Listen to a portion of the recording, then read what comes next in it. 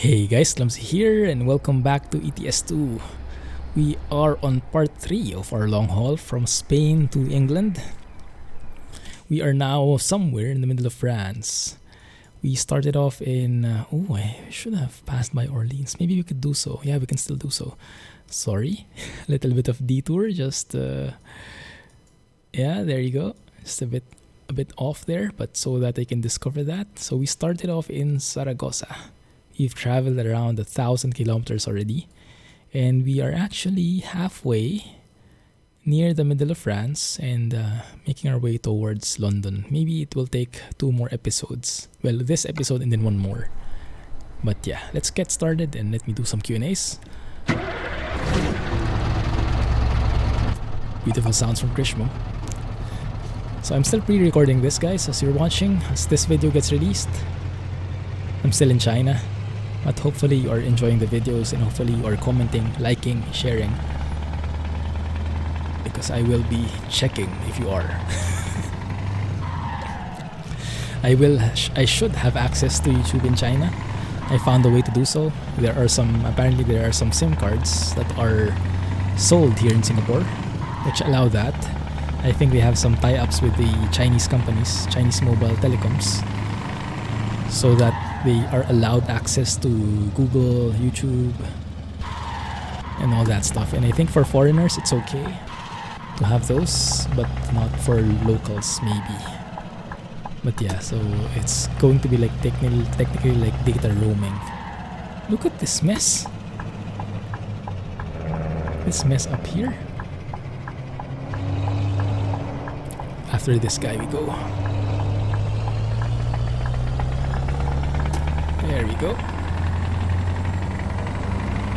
Oh crap, it's raining again. It's snowing rather. What the heck is happening there? Oi! What happened to this guy? No sleeping!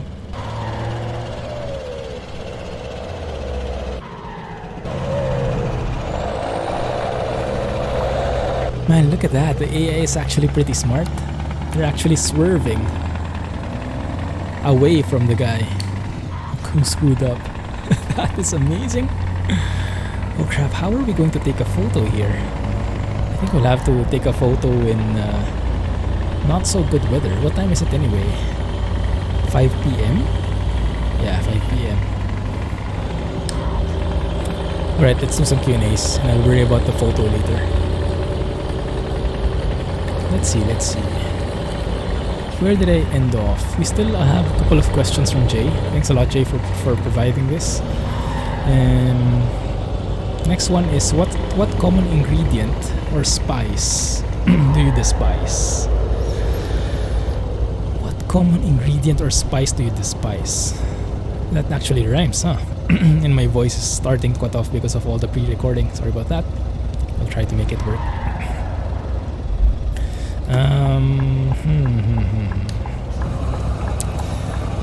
I used to hate a lot of spices, a lot of ingredients, well, a lot of vegetables when I was a kid. In particular, I would hate bitter gourd. I know it's not a spice or something, it's a vegetable, but I would hate bitter gourd because it's bitter. But as I grow older, I don't know, my taste changes and I hate the sweet stuff now. I don't like the super sweet stuff, but I really like the bitter gourd. Bitter gourd? You know what I mean. Man, that is foggy. Let's take a photo of this fogginess. I think it's worth it to capture this moment. Sometimes you don't get perfect weather, but you work with what you have, right? And that's part of life, and that's realistic.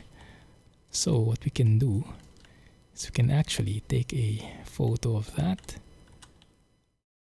Something along those lines could work. If I make it super wide, it's going to be a bit elongated. How about we focus on the truck, huh? Focus on the fog in the background. I think that's going to be more scenic. Yeah, that looks much better. Get a bit of drops in there. Bit of raindrops maybe. That works. Let's take one more like this. So I can put the episode number on the left. Have to plan it a little. Okay, good. That works actually. Oh crap, sorry. Switching lanes left and right. My bad. Alright, let me get back into position. So, what was the question? Yeah, I vegetables I used to hate a lot before, but now I love most of them. I'm pretty open-minded when it comes to food. Now, when it comes to spice, yeah, I'm the same thing. I kind of eat anything as long as it's not super exotic, like, I don't know, frogs or grasshoppers, or yeah, I don't eat those, but the normal food I eat. And I'm pretty open to trying them. And I think that's part of the enjoyment, you know, trying the different kinds of food. I really have fun with that. But what I would answer, how I would answer that is because I like everything, I do like something more among the rest. And that is cilantro. Cilantro, or how do you call it? Chinese parsley, or what is the other name? It has so many names, but that green thing that you put as a garnishing on top, especially in Asian dishes, that is my most favorite ingredient. And sorry, but I think this will be a much better photo, because number one, we are in a sunset. Number two, we are actually on a bridge. That looks beautiful. Bridge shot. Oh yeah. That actually works. That actually works. That. Oh, I'm a bit torn. I want to show that side with the sun, but I also want to show the bridge, but fine, okay. I'll show the sun because that looks more unique. You don't get that often. But we do get a lot of bridges. Yeah, that works, right? That works for me? Perfect.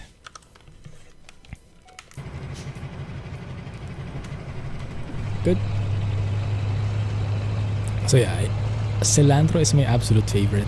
I think I can put that anywhere. I can place that on any food and I will love it. I actually saw a couple of videos about that, or articles. I read a couple of articles that say cilantro is something that some people love.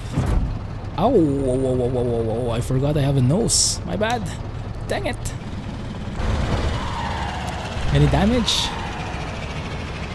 No, just the ego. Okay. So cilantro is something that you either like or hate. I think there is no middle ground. Maybe. But they say some people hate it because of their genes. That it's actually genes that make you hate cilantro, because depending on your genes, it's possible that you actually, when you eat cilantro, you get that like soapy taste, like literally like soap, because of your genes. Oh yeah, why am I falling? Orleans is very accident prone. Maybe it's the snow. No, maybe it's just me. Maybe it's the cilantro. Cilantro, color of our truck. Cilantro green. Close enough. Remove the signal, please. Thank you. Thank you for giving way. Smart AI. Is this the one? Not the one yet.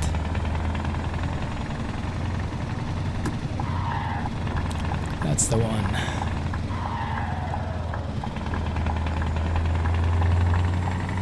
So yeah, they say it's your genes that give that soapy feeling. So I wish you guys don't have that, but if you do, let me know, okay? Because it's quite interesting. I'm happy that I don't have it, because I don't like that. I mean, cilantro is such an amazing condiment, or how do you say, vegetable add-on, garnish. Yeah, I think garnish is the term.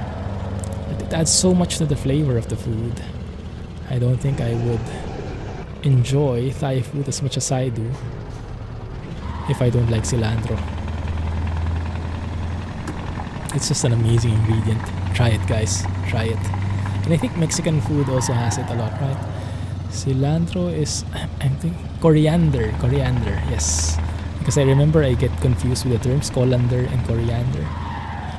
And yeah, it's coriander for sure. So it's cilantro, coriander, Chinese parsley. I think they're all the same thing. Or maybe at the very least the same family. Anyway, thank you for that cue. Thanks for the question. What's the first thing that you think when you see a homeless person?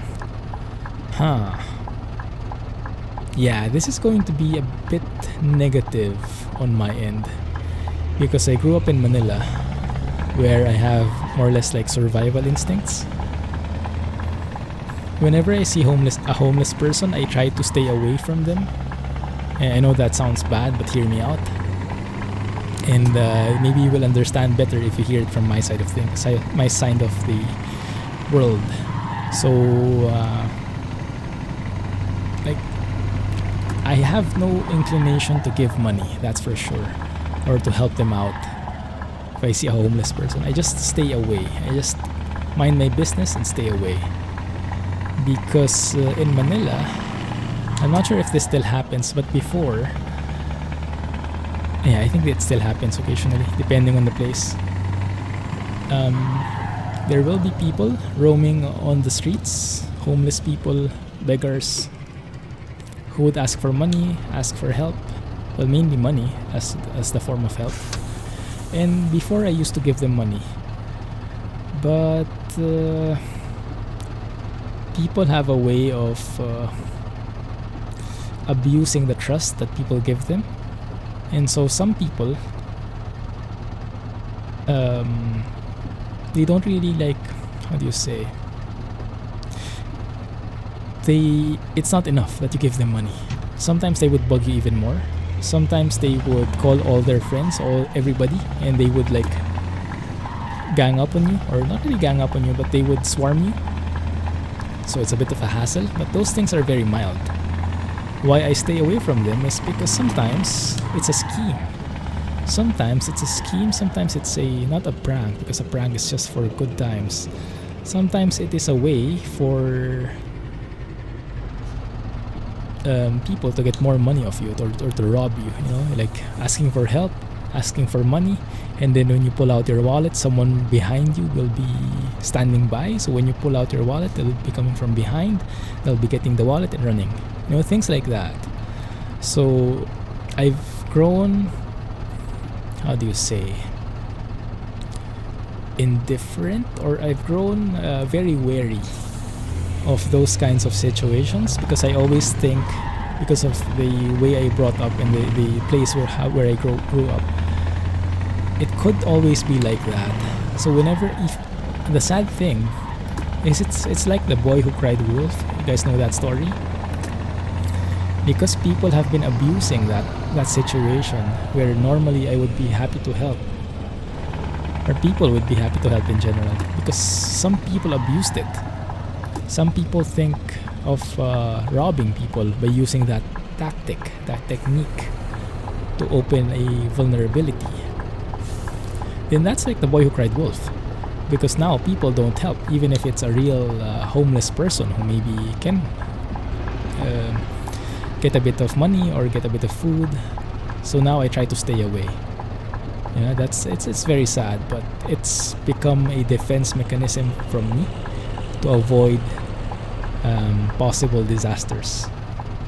What I would always like to do, and I haven't done this yet, my brother-in-law does this, like during Christmas, during Christmas he would buy like a huge set, like a loaf of bread, or I don't know, some kind of food, a couple of cupcakes or something simple. And then he would be driving. Whenever he would be driving, he would bring that. And whenever there would be like homeless kids or homeless people coming and knocking on the glass, he would give them that. That's also one thing that I'm paranoid about, like opening your window. When you open your window, someone could be like hiding behind or hiding out of sight. and then they could maybe like squeeze in something, to rob you or to do you harm. That makes me paranoid because of all those schemes that people have come up with, and it's sad. But yeah, my brother-in-law, he gives like food instead of money. It's very smart because also if you give money, it's a bit of a question mark. How will that money be used? Will it be used for food? Will it be used for illegal substances? Will it be used for harming other people? Will it be going to other people, like a syndicate? So there are so many questions when it's money we give. But when you give food, then most probably it will be eaten by that person, and it's the end of the line. So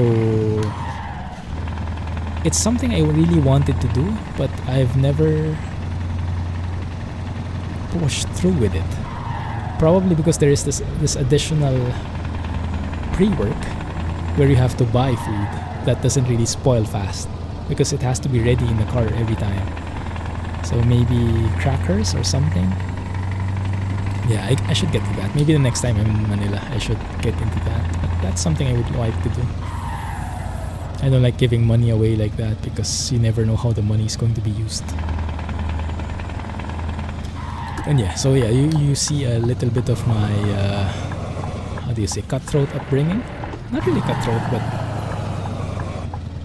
yeah, not first world upbringing. A world where you have to look out for yourself, which is, I think, a good thing, because it gives you these nice survival instincts that you normally don't get if you live in a developed world from the start. But yeah, it's just kind of sad how people can treat other people, and it's sad that I'm getting discouraged to help just because other people are abusive of the kindness of other people, if you get what I mean. Is this where I turn right? I think so.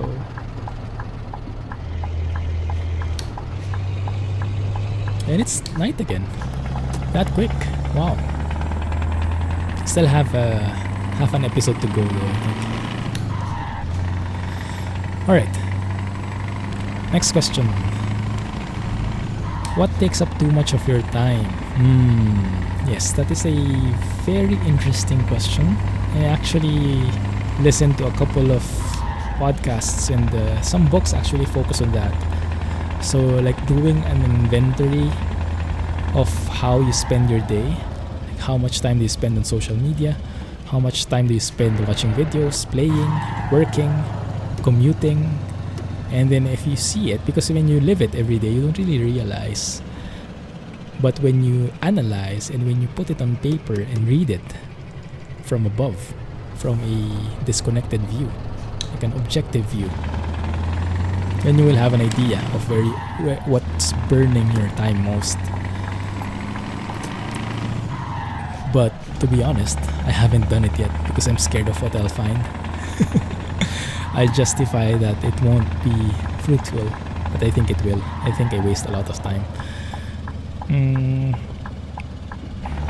But what takes up much of my time? I think so. Yeah, I haven't done that exercise because I'm scared of what I might find out. But I will assume, and this is, you know what assuming does? It makes a what of you and me. But this is the best I can give. So let's give it. So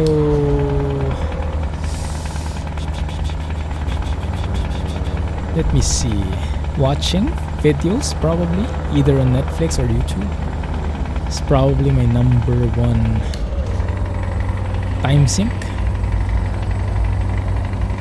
Or, well, number one would be sleeping, hopefully. Well, maybe not even. Okay, let's put sleeping as number one. Yeah, hopefully the target for me is to sleep 7 hours a day. I almost never manage it. Usually it's 6, but 6 is not too bad. Yeah, 6 is not too bad, but 7 will help a lot. So 6 hours for sleeping.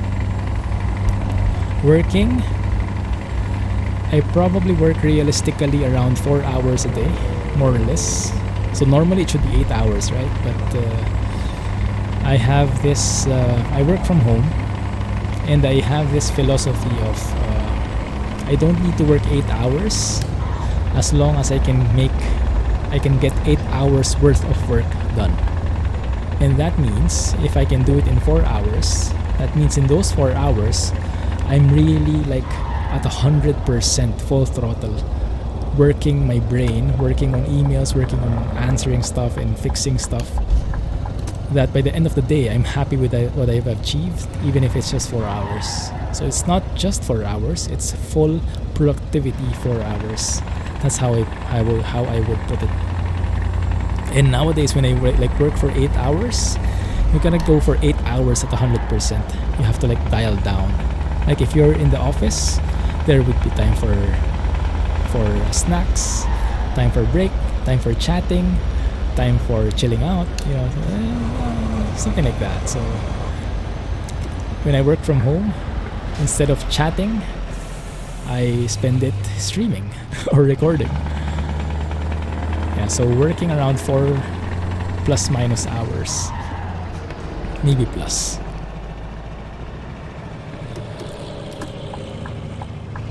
Okay, and what else? Aside from that, well, recording takes up much of my time as well. Streaming, of course, takes 3 hours minimum. But aside from the actual stream, you have to prepare a bit, so maybe 30 minutes preparation, getting stuff in order, getting the camera set up, the lighting, the software,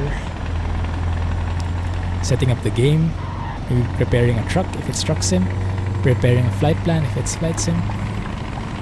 So maybe 30 minutes to 1 hour prep, so that's 4 hours. And then after the stream, have to upload it, have to make a thumbnail, have to set it up, wind down. So that's probably, 5 hours more or less when I'm streaming. When I'm not streaming, it's probably 2 hours each video, something like that. So yeah, it takes up a significant chunk of my day. And if I had to work 8 hours a day, I probably wouldn't be able to make daily videos. I probably can make videos, maybe, a couple of times a week. I'm not sure if I can still stream. Maybe once a week at most. And maybe during weekends, I don't know. Don't really know how that would work. But yeah, this is why I like my job. And if my job would ever change its dynamics, where I would need to go to the office and work 8 hours maybe, or get a different job, then that might change. So I'm hoping it doesn't. So keep your fingers crossed, right? Yeah, keep your fingers crossed. Anyway, so that's how I spend my day. Aside from that, well, Mrs. Clumsy takes up most of my day as well, because I like spending time with her, of course, during the evening. And we can also have like lunch. So I can go out, go to her office, have lunch. And that takes up much of my day as well. But yeah, that's basically my day in a nutshell. Aside from that, what do I really do? Nothing else. I think I'm gonna do that. So very simple life, I would say. But I'm happy. It's exactly what I wanted. So if you ask me what takes up too much of your time, maybe streaming is the number one, aside from sleeping.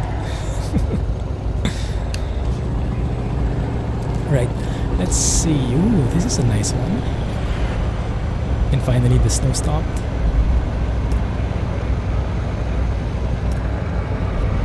Very nice bridge. Well, is it a bridge or some kind of whatchamacallit? I don't know. Looks good though at night with all the lighting. It's actually nice. But I think we'll have to sleep somewhere soon. What time is it? 9 p.m. Slow. Let's have a look if there's going to be something nearby. Crap, not really. Hopefully that's just hidden. There is something in there. We're actually passing by a interesting spot here. Paris. Okay, I can sleep there. Yeah. And then next episode, I think we can get to London. We'll see how it goes, guys.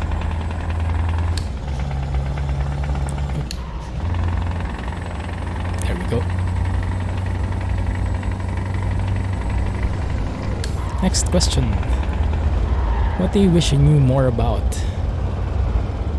flight sim, aviation? I think the time when this question was asked, yeah, it was February 7 when Jay asked these questions. It's been more than a month. Sorry for the delay. And I think during that time I wasn't doing flight sims yet. Yeah, I think I started doing flight sims after my birthday, Feb 14.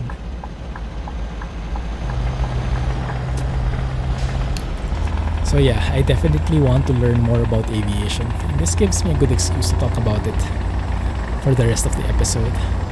I'm so intrigued by all the flight mechanics, you know, how the physics works, how the aerodynamics work, how the regulations work, how pilots do their job, what do they do, what happens in the background.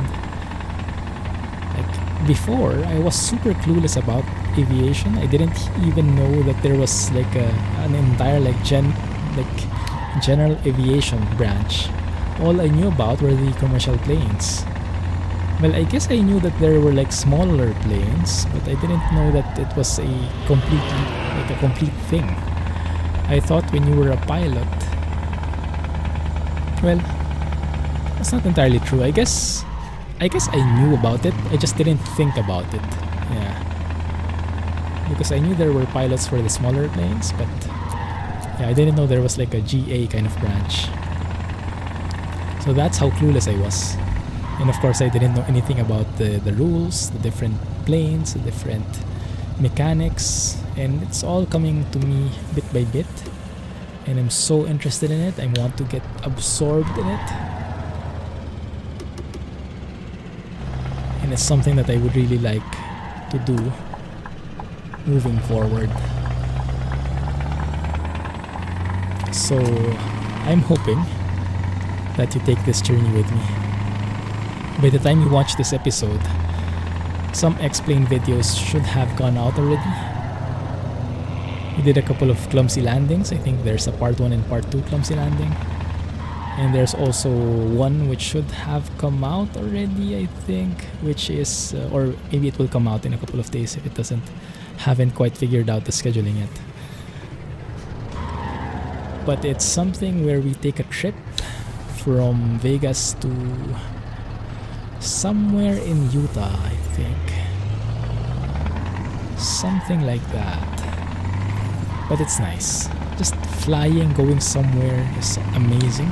Amazing feeling. Learning how to land is frustrating, but it's a work in progress. The more I practice, the more sucky I get. I don't know why.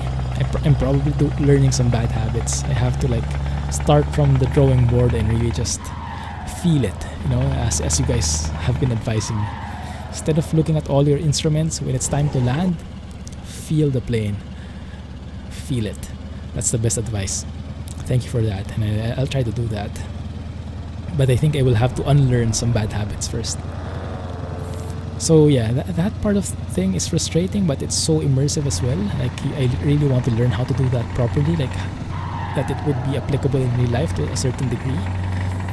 And it's just so immersive, the entire flight sim experience, that there's a whole new world. Well, not new for me. A whole world out there that is just waiting to be explored. On top of that, there's the FS economy, this economy system that is compatible with flight sims, compatible with X-Plane, what I'm playing. And it's actually very nice because it allows multi-drops. And we've tested it during the stream last week, and it actually works. So you can pick up someone from let's say from Las Vegas, you can pick up people, you can pick up cargo, you can take them with you, and then you see, oh, there's actually an airport nearby. I can check the jobs there. If there's something that I can bring along with me that goes along the same direction, I can stop by, I can land there. Ouch, ouch. I can land there, I can pick up those additional people or additional cargo and then take them with me, drop them off somewhere, pick up other people. So it works multi-legged, multi-thing, if you get what I mean. Like it's the most requested feature from me. Yeah, it's my number one most requested feature for ETS2, having the ability to do multi-drops. Because see all those cities that we've gone to, I could have taken something from there. I could have delivered something there. So instead of doing just a single long haul trip, I could have actually been doing small multi-trips in one long trip. And I don't know, it's really just something that blows me away. This kind of planning that is required, this kind of I guess it activates my brain. It forces me to think of the optimal route, things like that, and I really like it. I really like that approach. It's kind of like transport fever, where you plan the route, but you also drive it yourself or fly it yourself. So it's such an amazing feeling, and I'm really hoping that ETS2 gets that. So expect a lot more flight sim videos, but now with that kind of approach. The multi-legged thing is a thing. Cool. Let's go inside. Not the best timing. Let's just park here and call it an episode, alright? So how much did we do today? We did around almost 400 kilometers. Not as good because we stopped by a city. It's not full highway, but not too bad. We only have 352 kilometers left before we get to London, so I think next episode we'll be getting there finally. Yeah, it's been a long trip, but really enjoyed it. But it's not yet done, there's one more leg. But yeah, having that multi-drop feature is such an amazing feeling. So yeah, I'm so happy that there is this FS Economy third-party site which allows that. Because normally, explaining would be a full sandbox sim. There is no mission, there is no level, there is no progression. You just get on a plane, learn how to fly it, go anywhere you like, and there are no missions, there are no objectives. It's just you fiddling around with the plane. And for some people that's fine. But I like the mission system. I like having an objective. I like trying to have a goal and getting somewhere, achieving something. So it works for me, that economy system. It's amazing. Anyway, thank you for watching, guys. Let's call it there. Hope you liked that one.